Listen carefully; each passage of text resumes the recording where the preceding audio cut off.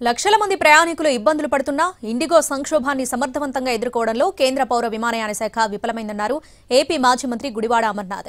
ఈ సంక్షోభంతో ప్రపంచంలో తెలుగువారి పరువును తీశారంటూ కేంద్ర మంత్రి రామ్మోహన్ నాయుడుపై విమర్శలు చేశారు.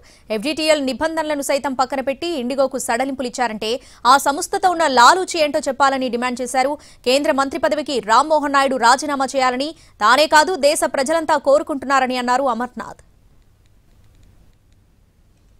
దేశంలో దాదాపు వివిధ ఎయిర్పోర్ట్స్ లో గడిచినటువంటి 3-4 రోజులుగా దాదాపు 6-7 లక్షల మంది ప్రయాణికులు ఇబ్బందులు పడతా ఉన్నారు.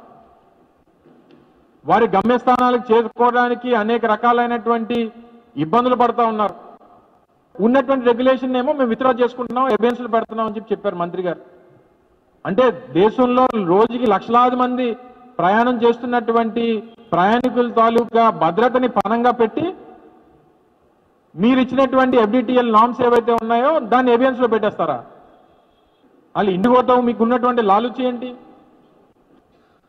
సో ఆయన సమర్థుడా అసమర్థుడా అనేటువంటిది ఎంతమంది ప్రజలు ఆయన రాజీనామా చేయమని చెప్పి దేశ ప్రజలు కోరుతా ఉన్నారు అనేటువంటిది ఒకసారి చూడండి.